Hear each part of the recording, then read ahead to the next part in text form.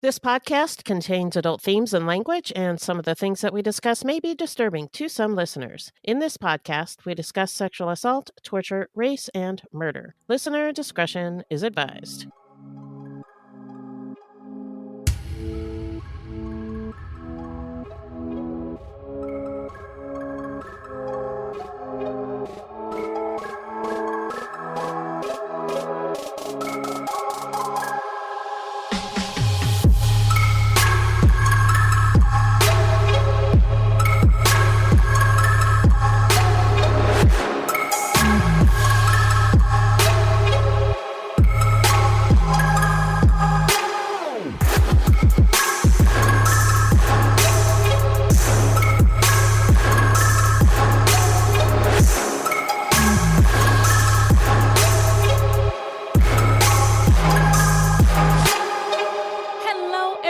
And welcome to Fruitloops, episode 176. Thank you for being here with us and for listening. Buiti Benafi, bienvenidos to all the bitches. And thank you. Yeah. Now, Fruitloops is a podcast about true crimes committed by people of color and the victims that we don't hear or know much about. Contrary to popular belief, not all serial killers are straight, cisgender, white dudes. No.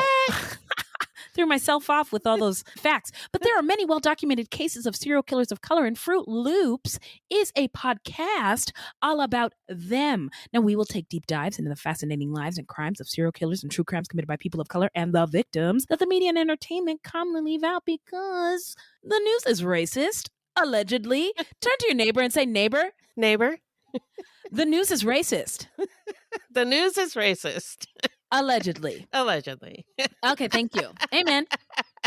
And we are Wendy and Beth. She's Wendy, a Black Latinx woman, and I'm Beth, and I just happen to be white. It's not her fault, and welcome to the Fruitloops Rainbow Coalition. And we're not journalists, investigators, or psychologists. Just a couple of gals interested in true crime. Also, the opinions expressed in this podcast are just that, our opinions. Please send any questions or comments to fruitloopspod@gmail.com or leave us a voicemail at 602-935-6294.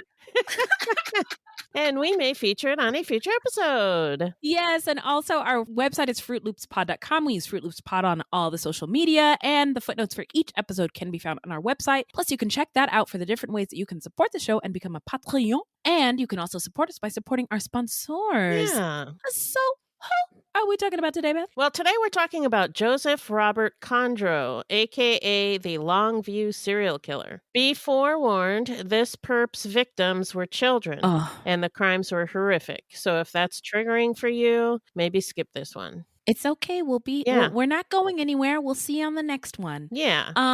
But before we get into it, how you doing? I'm doing all right. We had our video club meeting this past Sunday. We did. Yeah, we talked about the tales of the Grim Sleeper. And it was really interesting and fun. Really enjoyed that. Yes. Yeah, I had a blast. I also really enjoyed doing impressions of all the people in the documentary. It was kind of my favorite part. And you did a good job. Well, thank you. The Grim Sleeper from Los Angeles is said to have been. Anyway, so check that out if you are a Patreon or become a Patreon, so you can check out the audio. Yeah, come to the next one. Come on over. Yeah, on over. We usually do them every last Sunday, I think, of the month. Yeah, that's been the pattern. Yeah, that's been the pattern. So join us. Join us. Come one, come all. It was super fun. Cannot wait till the next one. And now Halloween is over, y'all. So it's time to get ready for Indigenous Peoples Day, aka Thanksgiving. And I invited a bunch of people, but I told them to, in my invitation, keep their expectations very low. So happy holidays, everyone. Now it's time for listener letters. Hello, angels. Thank you. What's in that bag, Beth? Well, I wanted to say thank you to Paige. Oh, hey, Paige. Yeah, and we got some usernames that I'm going to try to read out. Not really sure, but Chic Mama Ined In the house. in the house. Oh, Or Cheek Mama main DH, but I like in the house better. I don't know. Chic Mama in the house, maybe. In I the don't know. house, yes. Yeah, okay. Yes. And Ace Laser Razor? Ace Laser Razor. Okay. Yeah, we see thank you. you, the three Yes, of you, for thank your you. 5-star reviews. Yay! Keep those reviews coming. They really do help. And plus, you They get to do. hear me try to read out your usernames, which is Right. ridiculous. They're celebrities now. And thank you also, Michael, for your email about voter turnout in Texas. Yes, that was so reassuring and re-energizing. I voted yesterday, early voting. Have you voted already? You mailed in your ballot? No, I think I'm going to drop mine off on election day because I wanted to go through all of the judges, and I'm not finished yet. So Yeah. I kind of bit off more than I could chew, and I started too late. So, but I want to be thorough. Yeah. Yes. I'm so glad to hear you say that because sometimes you do. Judges are elected, and when they're on the ballot, it's a lot of them, and you have to do your research because you never know when you could be in front of one of those people. Yeah. And it's and just some of them are awful. Exactly. Yeah. Some of them There's are one fucking in terrible. particular in Arizona that is awful. So, well, I heard an interesting segment on a comedy show on Comedy Central the other day, and they were like, should we get rid of Arizona or get rid of Florida? And a lot of people voted to get rid of Arizona. Yeah, we got a lot of nutbags. I mean, Paul Gosar. Yeah. I mean, oh my God, he's the worst. Oh, yeah. Well, it's not that much better in Georgia. There's this crazy ad going around right now. They're saying, when did racism against white people become okay? Oh, we can't let this stand. No more Joe Biden and Kamala Harris. Don't let whites finish last, or something like that. And it's a real political ad. Oh my God. Real ad that people are watching and believing. So y'all get out there. So I was so happy to see Michael's email when he replied, and he's ready. He and his peoples are ready. Yeah. So, and he says there's something really exciting going on in Texas. So we won't know what happens. Yeah. By the time this airs, we'll know what happened. We'll know. Yeah. So we're praying.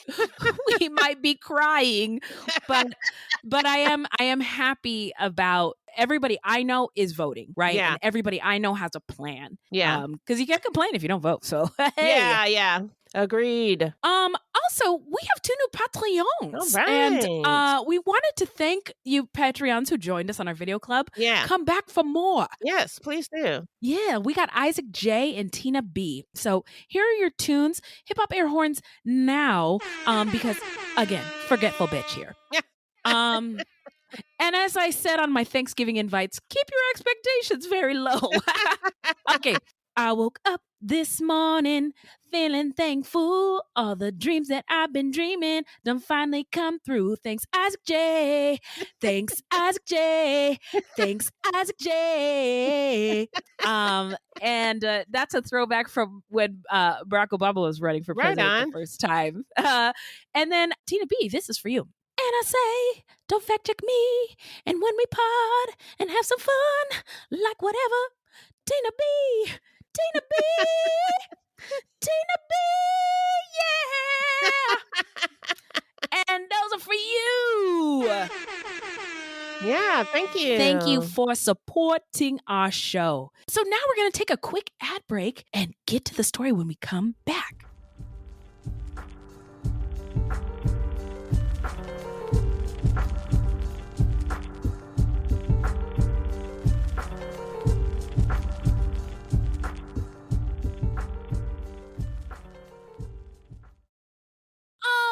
We're back. Woo!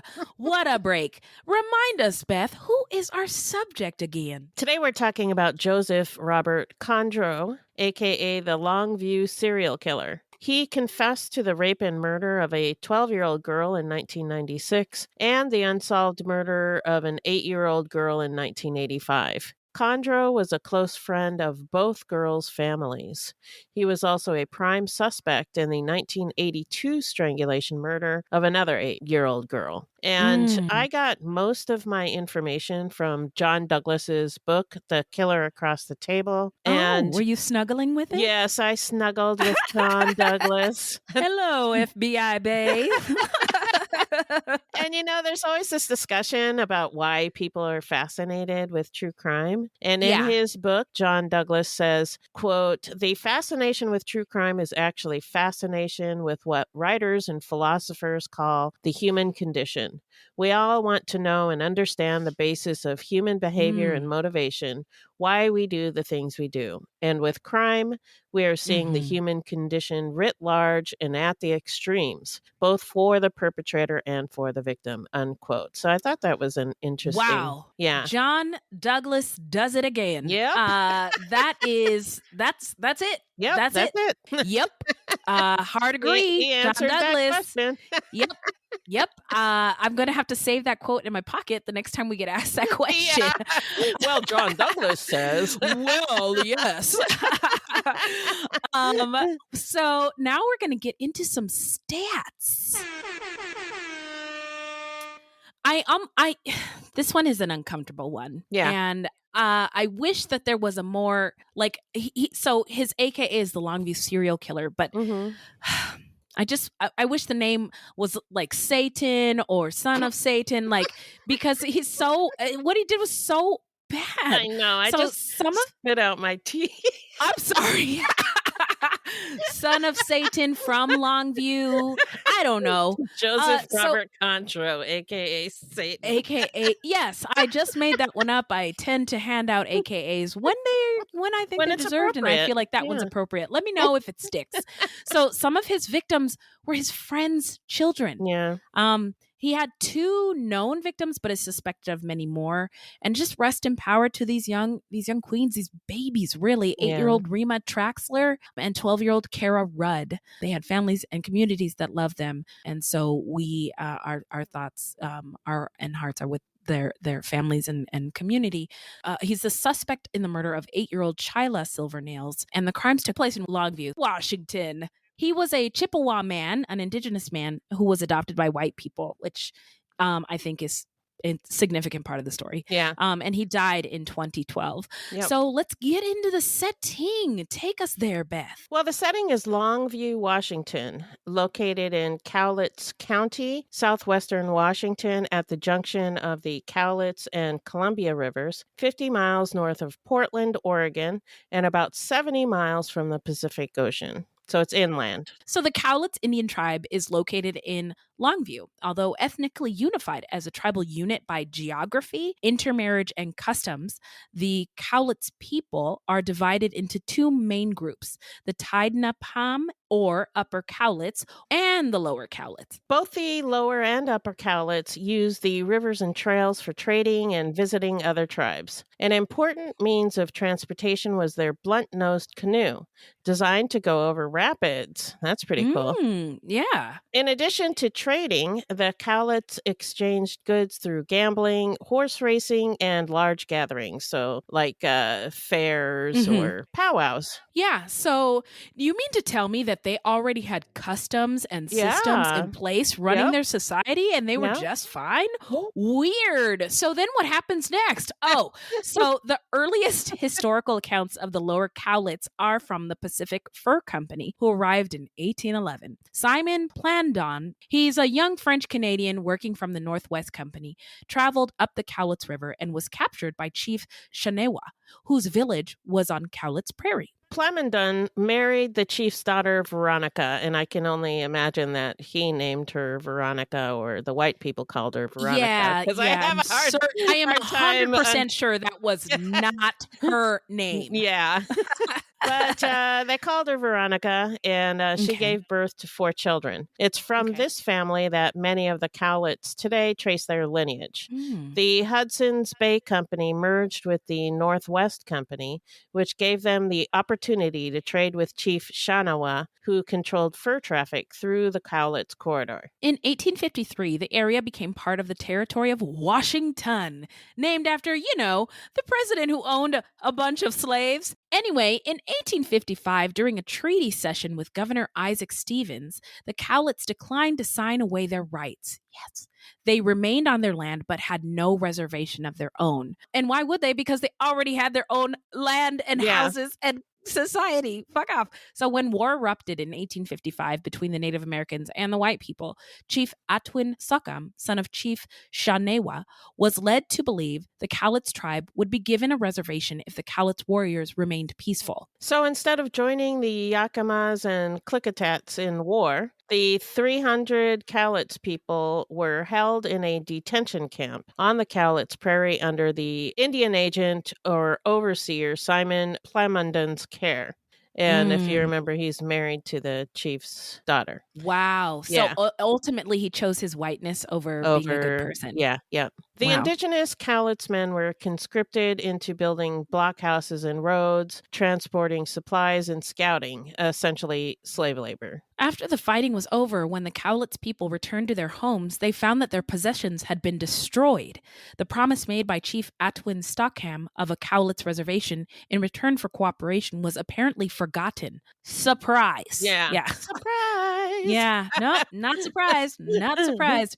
Now we're talking about elections and stuff. And Black people and indigenous people, when we vote, we have to know white people so well. Right. And we know that white people will vote against policies that help them if they think that it will help Black or indigenous people of color. So there's this sort of, and I imagine this for indigenous people as well to be true. They've already showed you who they are so many times. And this is just another example of them showing us who they are. And we have to believe that white supremacy is dangerous. So, yeah. That's all. So white settlers assumed that at the war's end, that meant that all Native Americans had lost their rights and their land. What? And in the decades following the war, the Cowlitz were pressured by settlers to assimilate to whiteness. Some married and moved to reservations. The Quinault, Styla Coombe, Skokomish, Snohomish, and Warm Springs, among others. But many did remain. The Cowlitz were described in 1870 by the Secretary of Interior as, quote, the most thrifty and industrious, unquote, of the tribes he reported on. Yet that very success was the reason later given by the government to deny them recognition and compensation for their lands that were taken. Theft? That's a crime. So which is it? Just say you don't like indigenous people and you want to take their stuff. Yeah, it's ridiculous. Yeah. When the Indian Homestead Act passed in 1884, a number of upper and lower Cowlitz took out papers for homesteads. Many found jobs, the women doing house cleaning and laundry, the men working on farms and log drives and in the woods and sawmills. Most continued using traditional skills, making baskets, picking berries, hunting, trapping, and fishing. Washington achieved statehood in 1889. On the east side of Washington state is Walla Walla, famous for its onions and its prison. In 1886, while Washington was lobbying for statehood, a local businessman donated a bunch of acres of land to the city that wasn't his to begin with to serve as the site of the new prison. Legislators approved the site, and in 1887, the state began transferring prisoners to Washington Territorial Prison from Satco Prison, a privately owned facility that was eventually shut down for its terrible living conditions. I had no idea that Walla Walla prison was so old. I didn't either, but it does make you think about the whole prison industrial complex because they employ so many people. Right. So you either grow onions or work at the are prison. prison guard. Yeah. When Washington became a state, the facility officially became the Washington State Penitentiary, but inmates nicknamed it the Hill, the Joint, the walls, and the pen. Convenient how the prison was erected after the Emancipation Proclamation was issued. Prison towns like Walla Walla employ many people within the prison industrial complex. One man's crime and punishment is another man's pension. Hello, America. So in 1912, the Cowlitz tribe began an organized push to become federally recognized and compensated. When their bill finally passed both houses of Congress in 1928, it was vetoed by President Coolidge because they had become successful farmers and, quote, formed no distinct class, unquote. Oh, so we're just invisible? Because they lived among the white people, were voting citizens, and were, quote, industrious, self-supporting, and reasonably intelligent.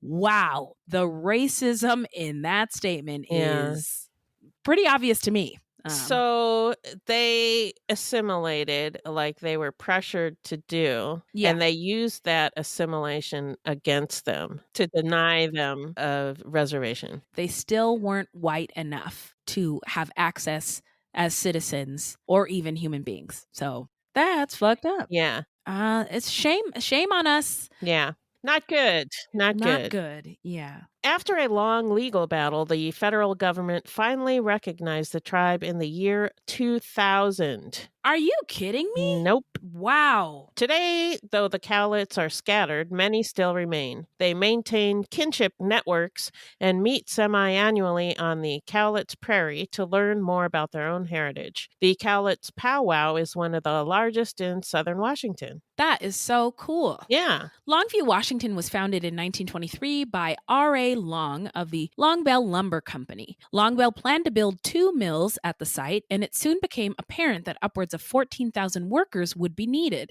The nearest center of population, Kelso, had less than 2,000 residents. So Long planned the city as a community to provide labor for his mills. Yay! Frederick Weyerhaeuser also opened a mill adjacent to the Long Bell operation, encompassing Mount Coffin.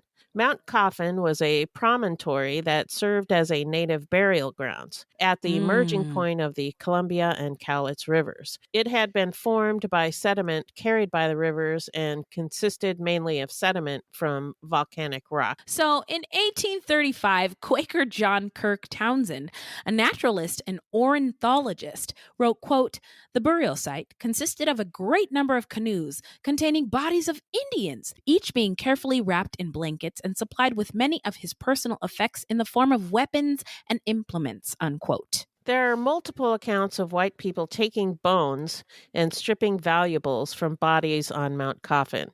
And in August 1841, Lieutenant Charles Wilkes traveled down the river as part of the U.S. exploring expedition, and he used Mount Coffin to make astronomical observations.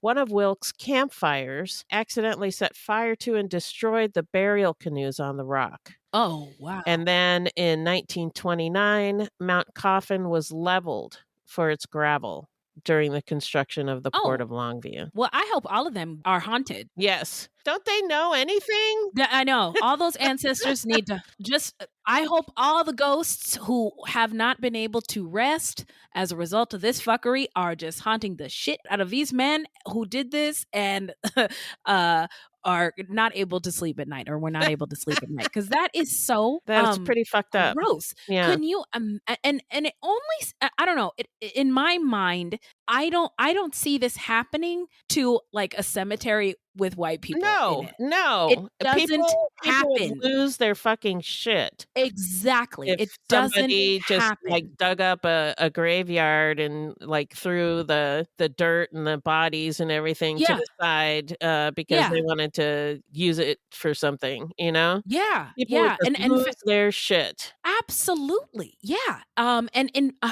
it just I was listening to sorry, a little tangent. The latest episode of Spooked was about a man who found a burial ground in his home, his backyard in Tucson. Oh, wow. And I guess the cemetery moved and notified all the families, but the notification was only in English. So indigenous people who did not read English and Latinx people who did not read English did not receive didn't know. and understand the notice. Yes. Yeah. And so those were the bones of the Oh people, my of God. the BIPOC people, Wow. essentially.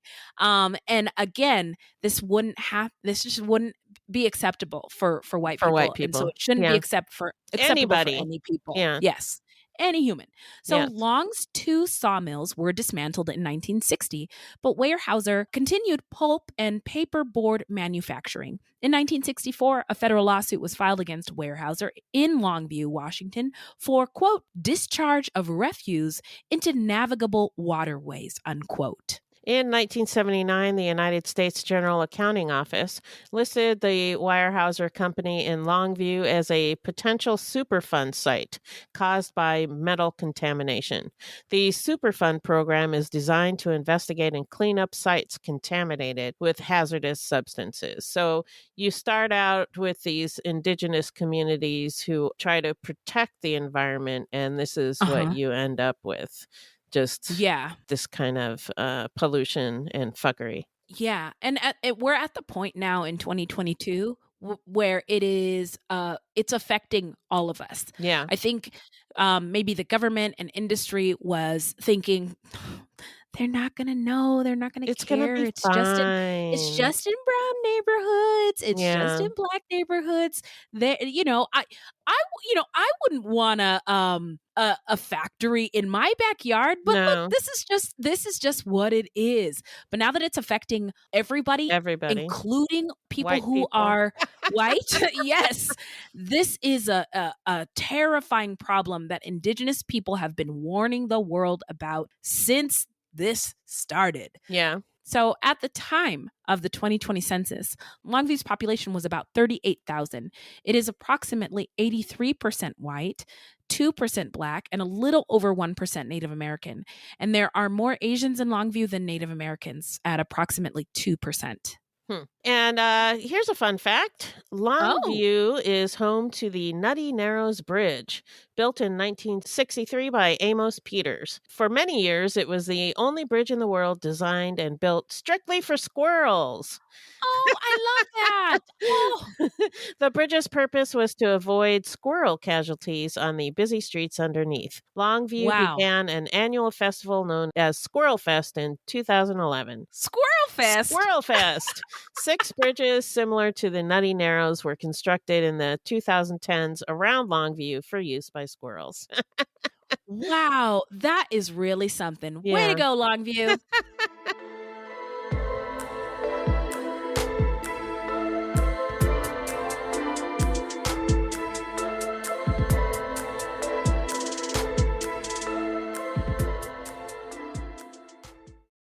So now we're going to get into Kondro's early life. What do you got for us, Beth? Joseph Kondro was born May 19th, 1959 in Marquette, Michigan, to a Native American woman from the Chippewa tribe who already had 6 children and didn't feel she could care for another, so she gave him up for adoption. At around the age of 18 months, he was adopted by John and Eleanor Kondro, a white couple in Iron River, Michigan. They eventually moved to Castle Rock, Washington. Kondro later said his parents considered adopting him a mistake, and he referred to Eleanor Kondro as his quote-unquote stepmother. Per John Douglas, a number of the most notorious serial killers were adopted. Wow. These include Richard Ramirez, David Berkowitz, Kenneth Bianchi, Ted Bundy, and Joel Rifkin. Really? Yeah. He said, quote, "While the vast majority of adopted children thrive with loving parents, I think if a young boy already has certain kinds of psychological issues or incipient antisocial personality disorder, the knowledge that he has been given up or rejected by his biological parents can fuel feelings of hostility, authority conflict, and negative behaviors. However, for these same reasons, this can be an easy excuse for a predator to quote unquote explain his motivations and actions," unquote. Wow. John Douglas does it again. However, I will say, I feel like John Douglas has fallen short in his profiling with regard to race, how race might play into it. But we love you, John Douglas. It's okay. You can come to Fruitloops anytime. So per Kondro, Around the age of 7, when he learned he was adopted, he started acting out. He carried a knife with him and hung out with a group of kids that tortured and killed small animals and pets they found in the neighborhood. As a larger than average kid, he became a bully. He said he, quote, either beat boys up or I'd take girls off and make them strip down for me. But pretty Whoa. soon I noticed that all the parents in the neighborhood wouldn't let me play with their kids anymore, unquote. Gee, I wonder why. Gee! Golly.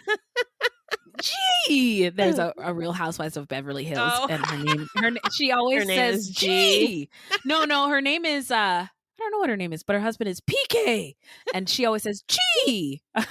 G, PK. So anyway, sorry, I love the word G. So at this point, the family moved to Longview, Washington, ostensibly for John's job, but possibly also because of all the trouble that Joe was getting into. In 7th grade, Kondro said he started thinking about, quote, taking people out and raping and killing them, unquote. By 8th grade, he was doing drugs. So that's really young to be thinking about raping and killing people. Yeah. Yeah.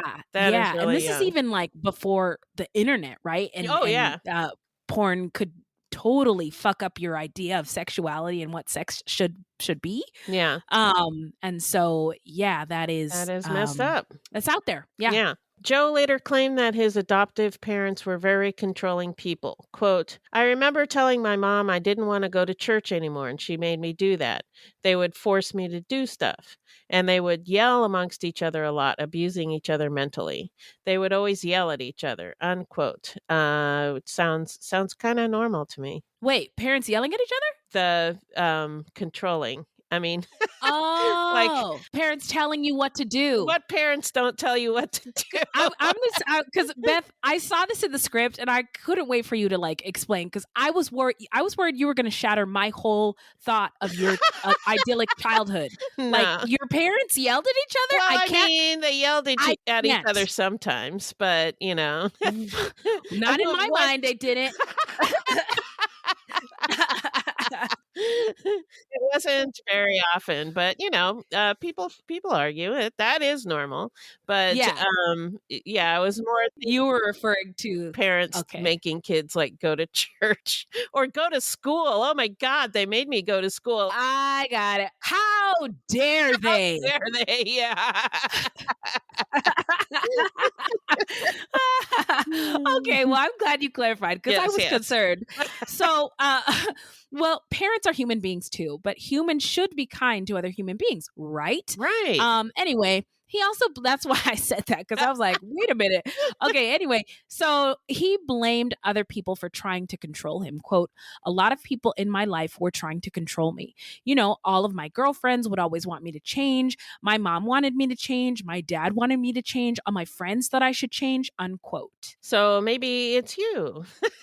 Maybe, but if he wasn't a serial killer, I would say, there is something to being a black or brown body in the United States and people policing you all the time. Yeah. You're talking too loud. You can't be here. What are you doing here? Right. Following you in the store. So, but he is a bad person. So I am going to say I do think it was him in this case. Yeah, and I think a lot of it probably had to do with him doing drugs and drinking alcohol, and probably everybody was trying to get him to stop it. Yes, please stop it or go over there and do that away from me. Yeah. But in any case, the Kondros had tried to raise their son with a strict middle-class upbringing, but he kept getting into trouble. His father had to bail him out of jail several times and paid for 2 stints in drug rehabilitation facilities. When he reached his early teens, Kondro was accused of molesting girls and young women several times. Oh, my. But most of the charges were not prosecuted. So he's a troubled young man. Yeah. He's getting has access.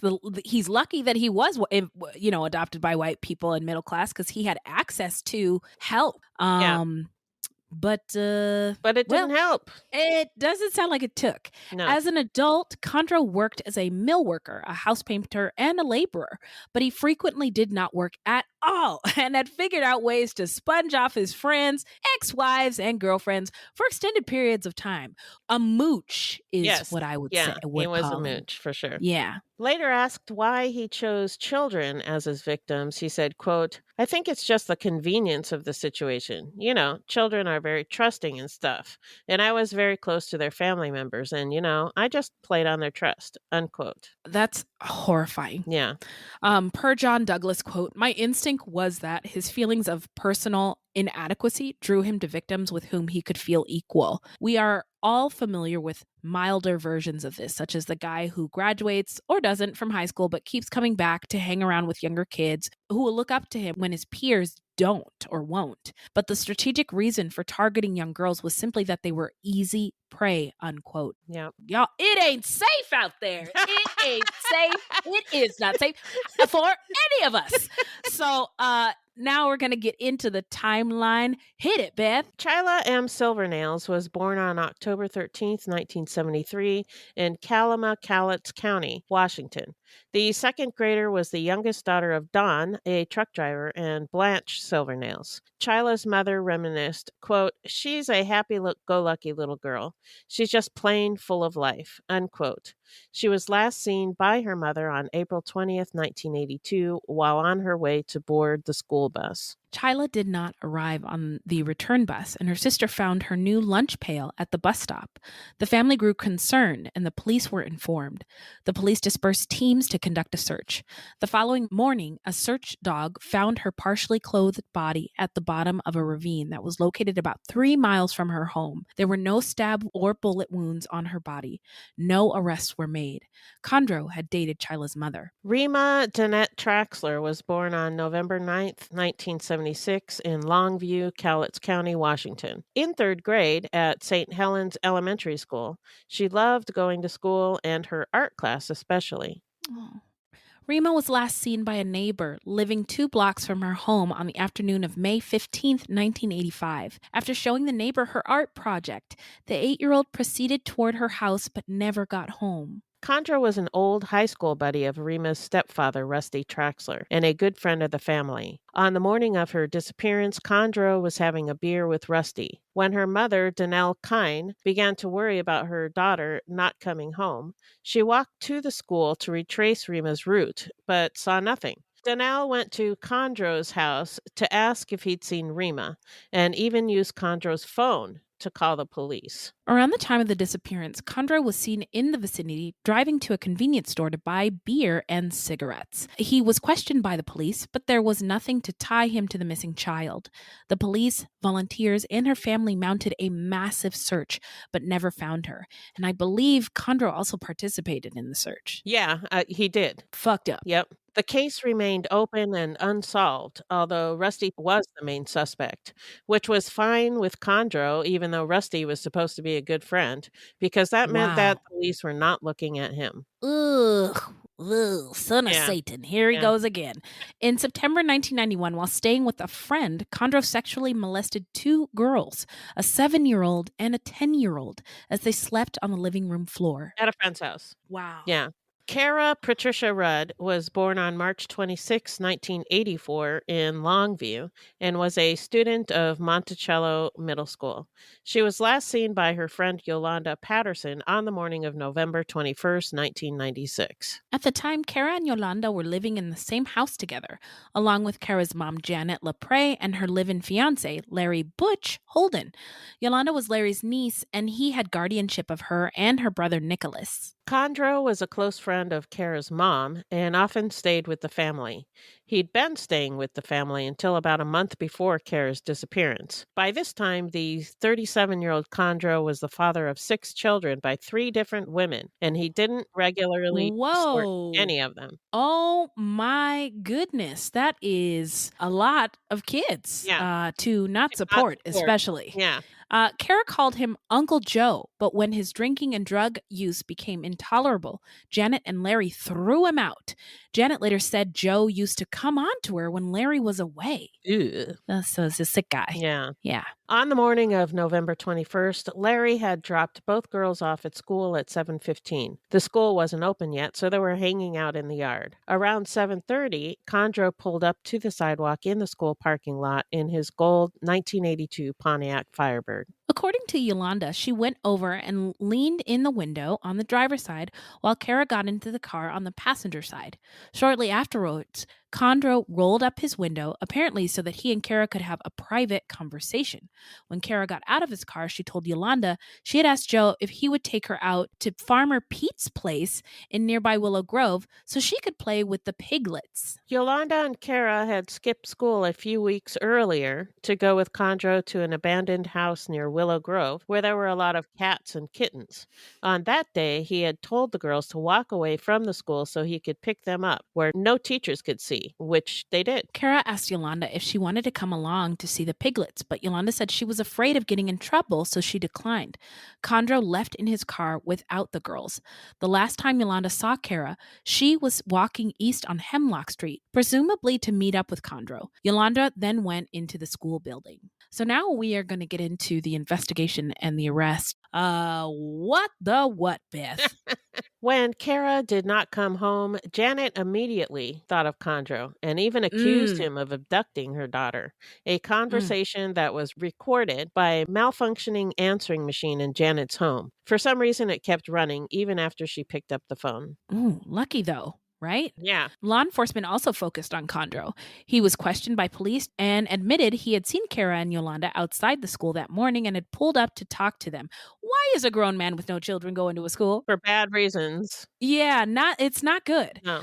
He agreed that Kara had asked him to take her to the pig farm, but said he had refused, told her to get out of the car, and warned them to go back to school. Kondro said he then stopped for a cup of coffee at the Hemlock store, then drove out to Marthaler's log yard to look for a job. The office was locked, and though he did see men working out in the yard, the ground was muddy and he didn't want to get out of his car, which became stuck in the mud. How did he know the office was locked if he didn't get out of his car? Okay, OG of true crime. Hello. Another one. Yeah. Oh, also this one. Shut up! Kondro.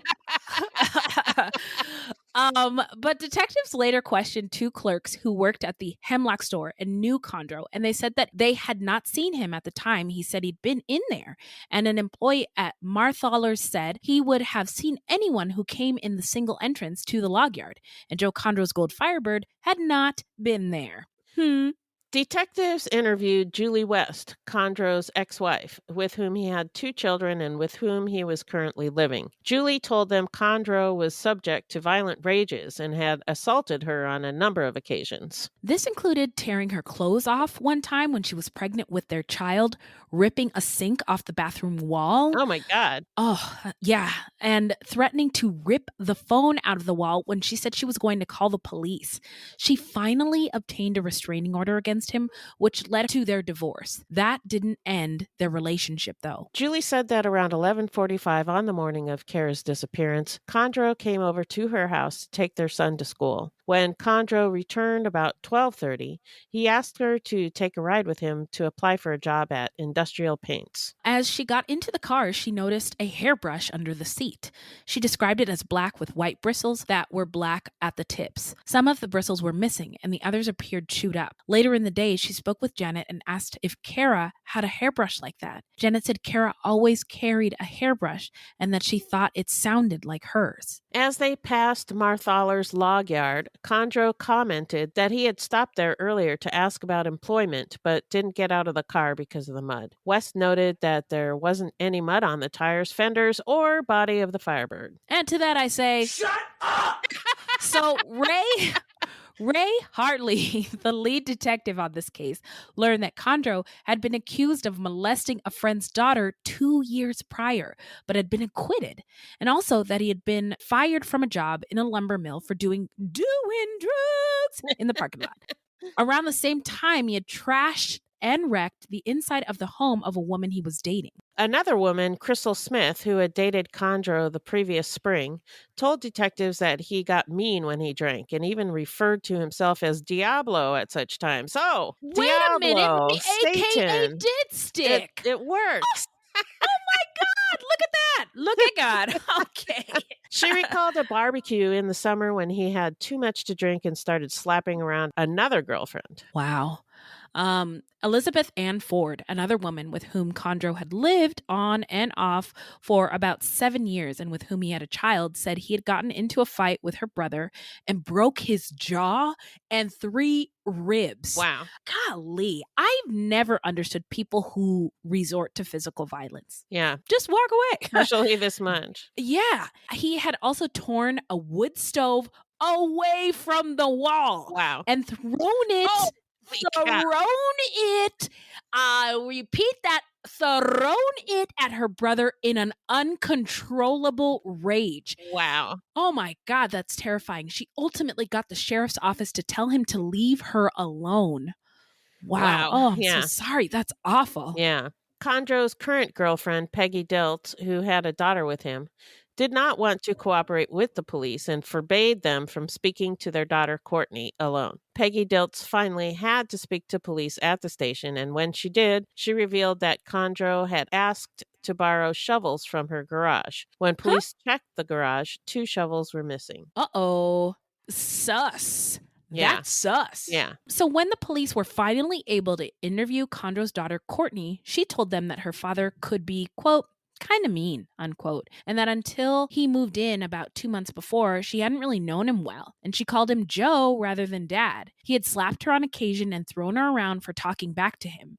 He had also hit her sister, April, in the head with his open hand a couple of weeks before. Kondro was cooperative with the police when he was asked to come down to the station house for questioning. At the conclusion of the interview, Kondro was warned not to have any contact with his ex-wife, Julie West, not to go over to her house, not to speak to her in person, or attempt to contact her by telephone. And Kondro said he understood. Well, guess what this motherfucker did immediately after leaving the police station? The next day, Julie called the police detective and told him Kondro had called her, asking what the police had said to her and what she had told them.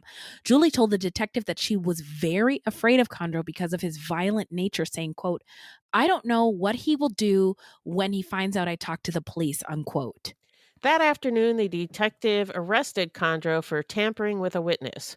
In the interview room, Kondro denied having spoken to Julie West or even knowing she was a witness. Okay. Shut up! When the detective asked Kondro why he would not tell him the truth, Kondro said he needed a lawyer. The conversation was stopped and he was booked into county jail. In the meantime, investigators were still trying to find Kara's body. They took dog teams and covered places that witnesses and informants had told them Kondro liked to frequent. One location was a vacant, decaying house on Mount Solo, west of Longview, where kids liked to play. In December 1996, less than a month after Kara's disappearance, Kondro was arraigned in Washington State Superior Court in Clark County for the molestation of the 7-year-old girl and the rape of the 10-year-old girl, both in September 1991. On January 4th, 1997, less than 2 months after Kara's disappearance, police were searching a remote hillside up Mount Solo Road from the vacant house. They came upon a ravine and spotted an old, abandoned, and rusted Volkswagen with no tires or wheels. Inside the car, police searchers found Kara's black Reebok t-shirt and a bra, and then discovered the body of a female underneath the passenger side, with her head towards the rear and her feet beneath the passenger side door. Poor baby. Yeah. There was an impact mark on a tree directly opposite the top of the driver's side door frame and corresponding dent on the car. This suggested the vehicle might have been tipped onto the driver's side against the tree, so the body could be placed underneath and then dropped onto the victim. Wow. Dental records confirmed the body as Kara's. DNA evidence on Kara's body and clothing tied Kondro directly to the murder. On January 27th, 1997, Kondro was charged with aggravated murder in the first degree in the death of Kara Rudd. Finally got him. Yep. So now we're going to get into the trial. So in May 1997, Kondro stood trial in Clark County on the molestation and rape charges. He was convicted by the jury on both counts in less than 2.5 hours of deliberation and sentenced to a combined 302 months. That's it, for about 25 years. That was for the molestation and rape of the two girls, 7 and 10-year-old girls. Okay. Prosecutors then prepared a death penalty case against Kondro, with his murder trial scheduled to begin in July 1998. By this time, police believed that Kondro had also killed Rima Trexler. And after consulting with the victims' families, the prosecutor offered Kondro a deal. Admit to both the murders of Kara Rudd and Rima Trexler, and tell investigators where he disposed of Rima's body, and they would not seek a death sentence. So Kondro pleaded guilty to murdering both Rima and Kara. He later told John Douglas, quote, if it was my kid that was killed, I would want the guy on death row. I would never ask the prosecutor to make a deal with him. That would be the last thing on my mind. Kill him, get him out of this planet, unquote. Manipulating people until the end, Yep. He's trying to make the victims' families feel bad. What a fucking piece of shit. Yeah. I hate this guy. It's disgusting. I have so much hatred in my heart for this individual. Yeah. So he admitted that he picked Rima up using the family password Unicorn. Yeah. Joe Kondro was such a good friend of Rima's parents that her stepdad, Rusty, had told him the password. He claimed that when he saw her walking home, quote, I pulled over and thought, if she gets in my car, I'm going to take her out to the woods. And she just jumped in, unquote. And there's more subtle manipulation there. He's acting like he had no agency. She got into the car. Like, so it was her fault. Yeah. Right. It was her fault for getting into the car. Right. And also we do how not to get murdered. And one of the tips we've done in the years past was come up with a family password. Yeah. Which I think is still a good tip. Yeah. But, just don't share it with anybody. Yes. This is terrifying. Yes. Don't share it with anybody. So, yes. So Kondro told Rima he'd been sent by her parents to take her swimming and that they would join her later. He then took her to a desolate swimming hole in Germany Creek, west of town, where he raped her, then strangled her and bludgeoned the child to death before burying her behind a tree. Kondro also told investigators that the day that he had taken Kara and Yolanda out to the abandoned house to see the cats and kittens, it was a test run. He said, quote, I was planning on raping and killing them both, unquote. Oh my God. Yeah. So he had decided on the dump site for the body in advance. He said that he beat Kara severely before raping and strangling her. Then he went to Peggy Dilt's house, showered and scrubbed himself clean, washed his clothes, and threw away his shoes. On February 26, 1999, Kondro entered his plea of guilty to first-degree felony murder in the death of Kara Rudd and second-degree intentional murder in the death of Rima Trexler. On March 5th, he was sentenced to 55 years, which would begin after he served the minimum term on the rape and molestation convictions that had been imposed a year and a half earlier. Sounds appropriate. Yeah. So the police also suspected Joseph of the murder of Chyla Silvernails, since the MO was the same and he knew her mother. But police could not get a confession out of him. It is thought that he was afraid that his plea deal might be revoked and he might again face the death penalty if he confessed. At the sentencing, Rima's mother, Donnell Kine, said, quote, I have been waiting 14 years for answers, yet to finally have answers does not ease the pain. The fact that he deceived me for so long, all the while knowing the truth, leaves me with an inability to comprehend the monster that lies beneath the shell of a human being who sits here today, unquote. Police believe that Kondro may have had upwards of 70 molestation victims and possibly other homicides.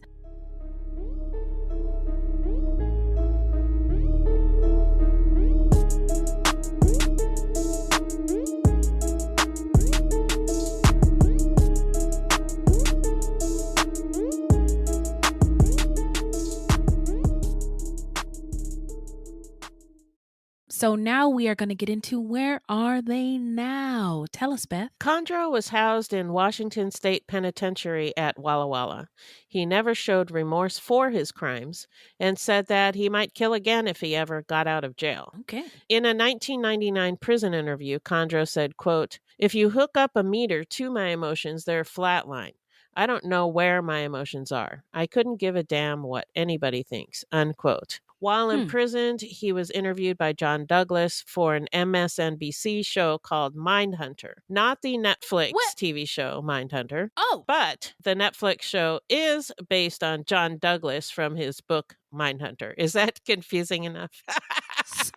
Wait, so is there an interview on Netflix? No. So the TV show on Netflix, Mindhunter on Netflix, is fictionalized, but it's based on him. He's the character of who's the guy who played the king from Hamilton. Yeah, the cute guy. Yeah. They say the price of my love's not a price you're willing to pay. Yeah, so his character is based on John Douglas. Aha. But I'm not clear. Is there an interview on the internet? Yes, there is an interview on the internet. Oh, so okay. I didn't see it. They were going to make a show called Mindhunter where John Douglas would go around interviewing serial killers. And I'll get into a little bit more. Fictionalizing it. Not without fictionalizing it. And I'll tell you a little bit more of that in my takeaways. Okay, thank you. Can't wait. Anyway, Kondro died in the Washington State Penitentiary on May 3rd, 2012. Good riddance, motherfucker. Yeah. Now, the death certificate listed the specific reason as end-stage liver disease due to hepatitis C, which makes a lot of sense because he was drinking a lot and doing a lot of drugs. Doing drugs. For a long time. Yeah. Doing drugs. That was off. Forget I did that. So anyway, he was 52 years old at the time. I hope it was painful and miserable. Yeah. He was buried in the Pinery Indian Cemetery in Baraga County, Michigan. In the local newspaper, Kara's mom, Janet, was quoted as calling the death a great weight lifted off. Yeah. Detectives are re-examining Chyla's case using new DNA technology, which can test more materials today than in previous years. Chyla's parents are no longer alive. Her sister, Kimberly Williams, who was 18 when her little sister was discovered and murdered, said she continuously relives the loss. Chief Criminal Deputy Troy Brightbull said there is no strong evidence linking Kondro to the case, and the search for the killer continues today. Quote, "We're not giving up on this case. We're 40 years in. A lot of people have moved on, but for us, this was an 8-year-old girl who deserves justice," unquote. Although Kondro told investigators where he supposedly buried Rima's body, her remains have never been found. Whoa. Well, now it's time to get into our takeaways and what we think made him snap. What do you got, Beth? According to John Douglas, an offender who kills someone close to him is usually motivated by a great sense of perceived betrayal, revenge, or anger, often fueled by jealousy and outrage. But that wasn't the case with Rima Traxler. It was just something he wanted to do. He chose victims who were children of people he knew because they trusted him, and it was easier. Yeah, that is so sick and nasty. It is. Ugh. Calculated. Yeah. Cold-blooded. Ice. Yes, ice cold. Yeah. Yeah. John Douglas also said, quote, "What was pervasive throughout the interview was the sense I got that he really didn't think he was responsible for any of this," unquote. And I got that feeling too, and I think you did as well. Like the manipulation techniques. Yeah, I did. Blame other people for everything. Everyone was too controlling. Yeah. Victims just fell into his lap. And if he was the victim's parent, he would want the perp to get the death penalty. Fuck this guy. Yeah. Yes. Yeah. And my brother uses these same techniques, this same manipulation techniques. And I immediately feel enraged when someone does that. Like my blood just boils. Yeah. Yeah, well, it's really unfair. You know, if your manipulation, unless you're talking about a chiropractor, it's not good to have other people do things for your gain and convince them that it's something they want or they should do. Or blame them for things that you do.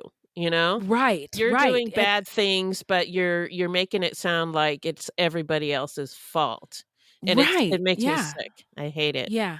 Absolutely. When John Douglas asked Kondro if he had any regrets, he said he regrets not being a better father to his children, but nothing else. So he did not regret these murders at all. Whoa! Yeah. Yeah.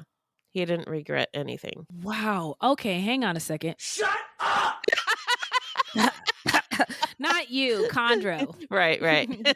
So Kondro was adopted at the age of 18 months. So I do wonder what happened during the time he was given up at birth and adopted at the age of 18 Yeah. months. I wonder if Mhm. he was neglected. We learned a lot Yeah. from the children who were adopted out of Romanian institutions in the 90s. Right. They were Right. severely deprived, rarely held, Yeah. just left in Yeah, not cribs. touched or Yeah. anything. They were Yeah. just left in cribs to cry most of the time. Mhm. Many of them Mhm. later had severe behavioral problems. Some of them were later diagnosed as psychopathic. I do think Uh-huh. Kondro was a psychopath. He didn't seem Uh-huh. to have any empathy. I mean, to do this to kids that I mean, to do it to That you kids, period, know. but to kids that that is something Yes. else. And he Yeah. himself said he had few emotions. So Yeah. I do think Well, he was a psychopath. Yeah. I think the psychopath shoe fits. Can we get a size 10.5, please? So when John Douglas interviewed Kondro, as I was telling you, it was for an MSNBC show called Mindhunter. The show Okay. never went anywhere.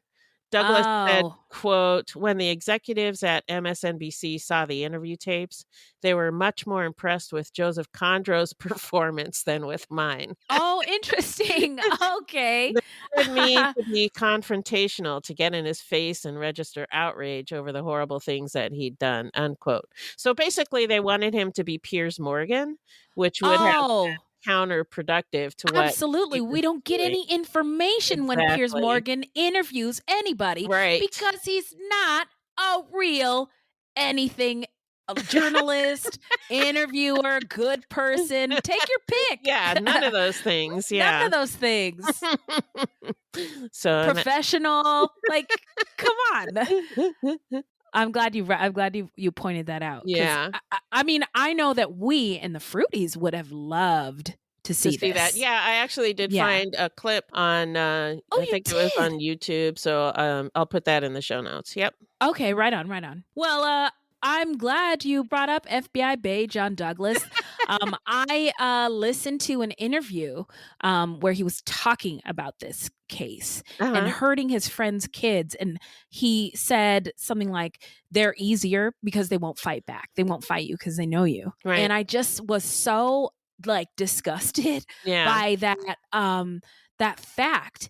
And there are hundreds of thousands of kids who are abducted and killed every year in the United States. It's like 300,000 kids or something crazy like that. Yeah.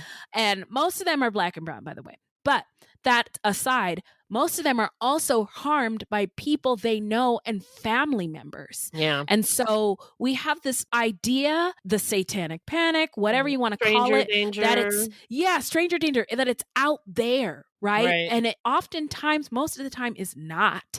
And so we have to really examine sort of who we are as a society to allow that many children to be harmed at such a high number, and just us as people. Like it's so sick. We really don't give. I don't know what to say about that. But this case made me think about that. It's disturbing. I was also.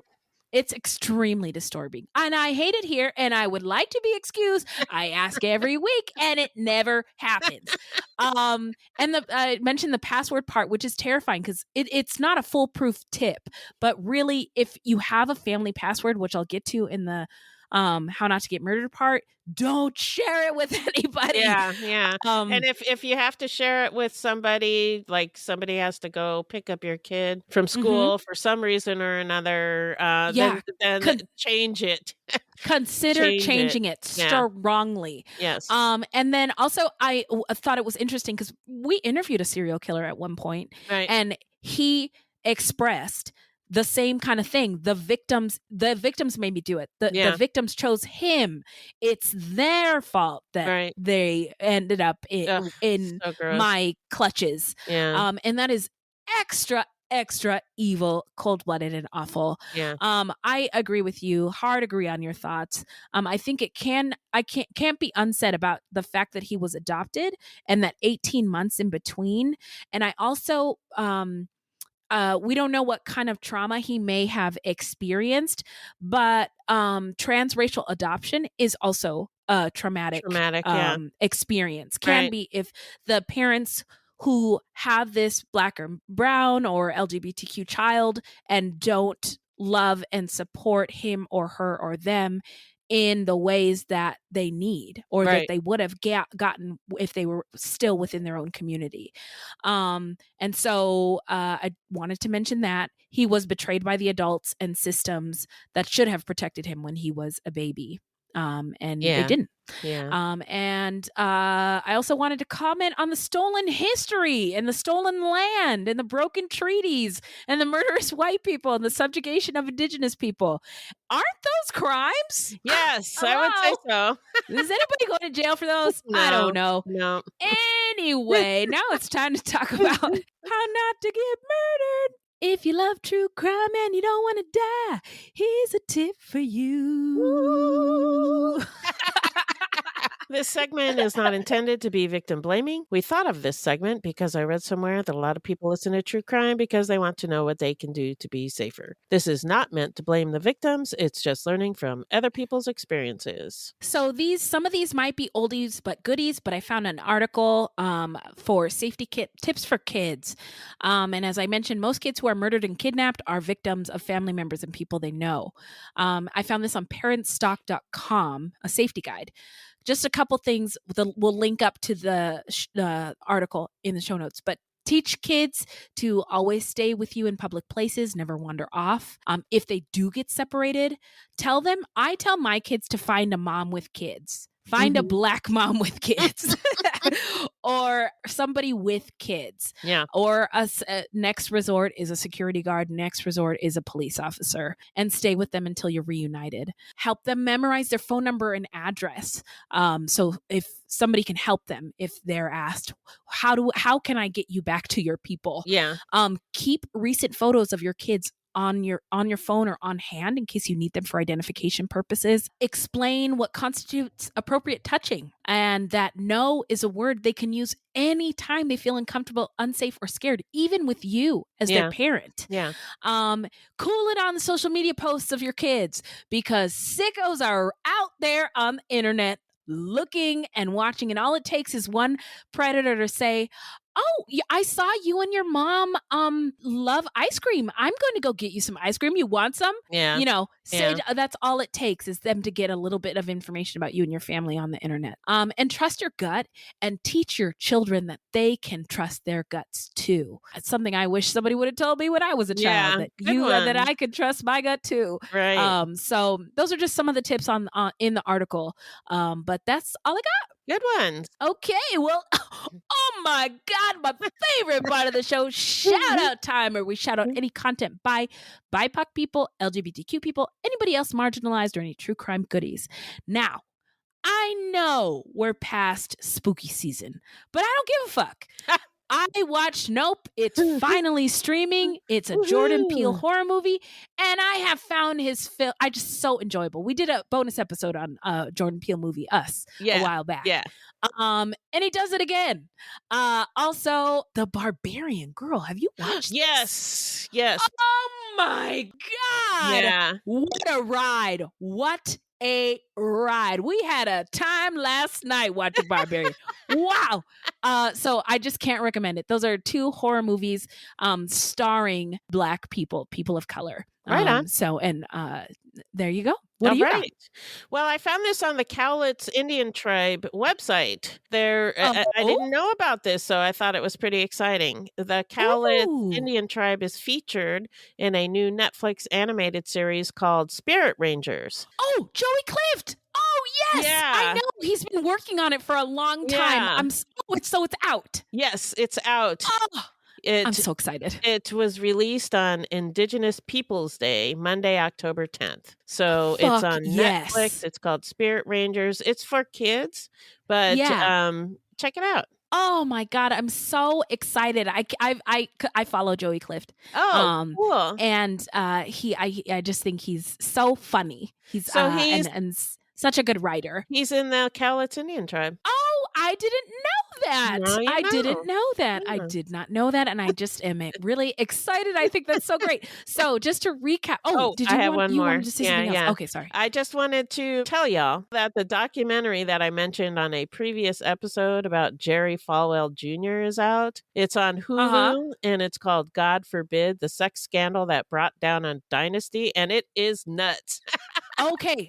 I don't know who Jerry Falwell is, but I saw the trailer and I was like, this looks important and like something I need to watch. Yeah. And there's a big section in the middle about how racist Jerry Falwell Sr. was.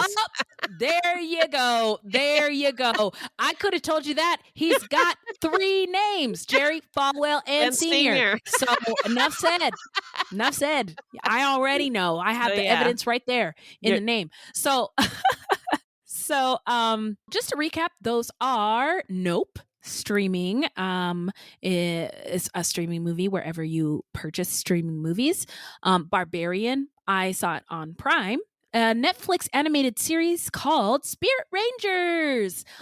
And the last one is God Forbid, the sex scandal that brought down a dynasty. That is nuts on Hulu.